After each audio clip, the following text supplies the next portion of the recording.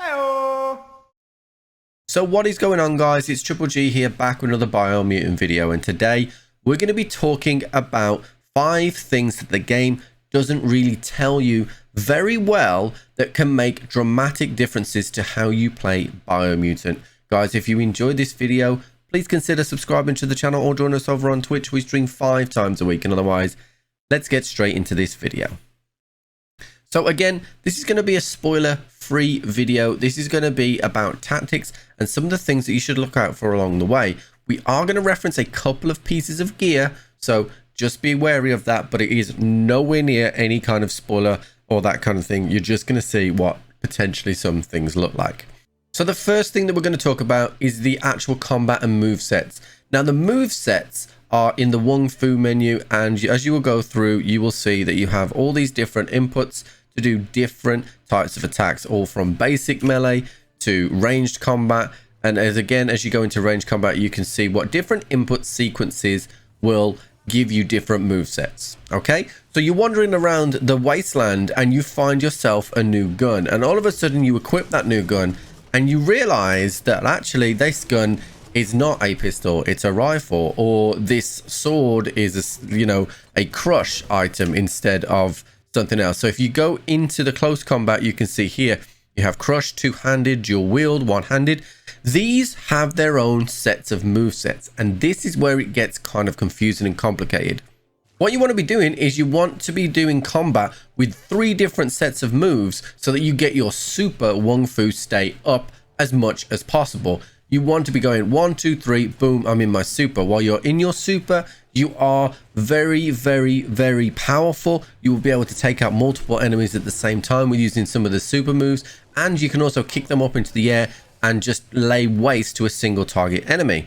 Now, one of the things that happens here is that when you actually go through and pick up a weapon, say for instance you pick up a crush weapon, okay, and you equip it because it's way more powerful than the weapon that you currently had, you will then have that crush weapon in hand, meaning that you will not have the special attack sequence anymore. That will change, and that will depend on what you've unlocked in the crush screen. So as you can see here, I have 4 unlocked already and 2 not unlocked. Again, if I was to pick up a one-handed slash, it will depend on what I've got here, and the sequences are different. So when you pick up a new weapon in the world, you need to be going back to this Wung Fu menu and looking at, right, this weapon is more powerful than any weapon I got before. Let me work out what the sequences are. If you just go through and don't look at the sequences, you're going to be inefficient when it comes to getting your super Wung Fu state up. And when you've got like 5 or 6 enemies and a big dude like all trying to rain fire down on you, it is really, really important. So I would definitely recommend making sure you take a bit of time. It's a single player game. You can pause the game and have a look and see what it is that you need to do. Now, the next thing on the list that we're going to look at is the aura. Now, the aura, you get a choice at the start of the game whether you are going to go down a dark path or a light path. Now, this doesn't necessarily matter too much. As you can see here, I have 3 in my dark path and 16 in my light path. Now, I actually chose the dark path in that first fork in the road, but your actions in the game will define how much you charge up. Now, these are actually important as well. So the easiest way for you to rank up either your dark or the light is those little critters that you have to catch with your net around the world. You catch them and you have a choice to either kill them or pet them and keep them. And kill them gives you dark, pet them and keep them gives you light. So as you can see here, I've used that to charge up my light. Then when you go into your upgrades, you will see that there are some powers here that need dark or light aura.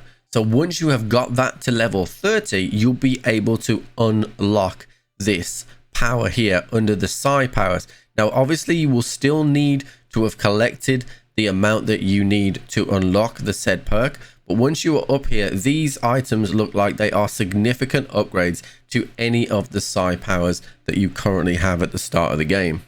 Now, the next thing that I want to talk to you about is the map itself. Now, the map itself, you might be thinking, well, the map is pretty self-explanatory. But one of the things that Biomutant does is that you can fast travel to any point from anywhere. So you don't need a signpost to go to a signpost. So you can see the signposts are on the map as these little yellow nodes, okay? And then once you hover over one, you can fast travel to one.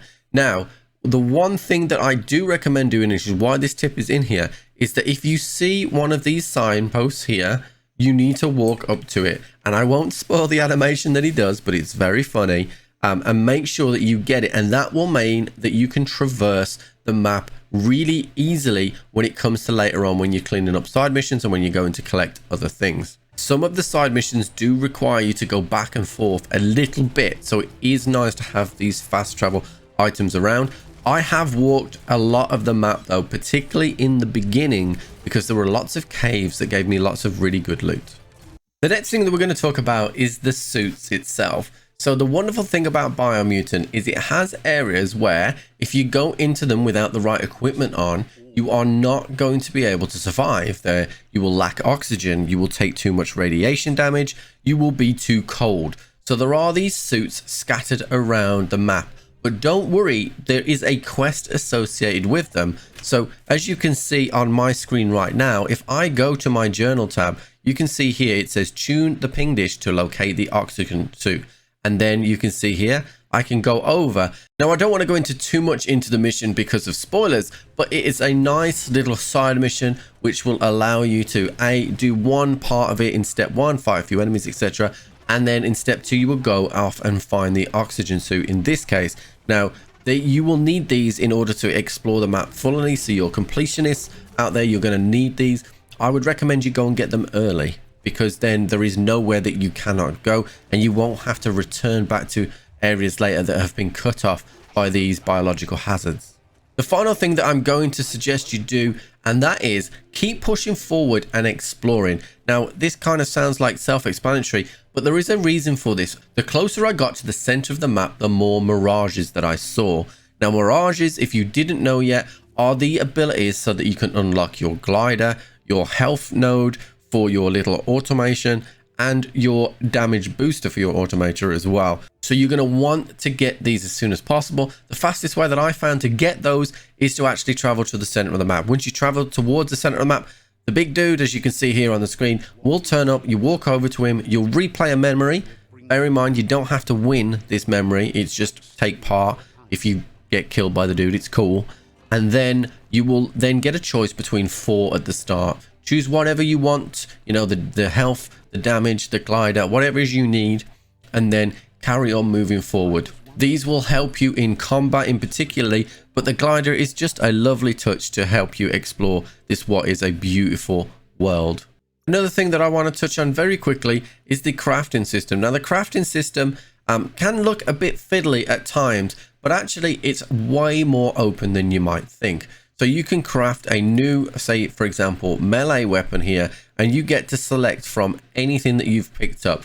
Now, it doesn't look like there is a maximum amount of items that you can, you can max out your backpack, for example. So you just keep picking up everything you can.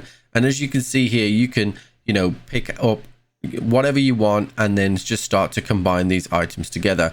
One thing to note is that once an item is created, that is not the end of it. You can continue to upgrade, replace parts on it, and to keep it powerful as you go through the story. That is something that is really good. So you're not actually wasting necessarily as much material because you don't have to create the base components again. You can keep adding to it. So there we have it, guys. That is it for today's video. If you have enjoyed this video, please consider subscribing to the channel or join us over on Twitch. We stream 5 times a week.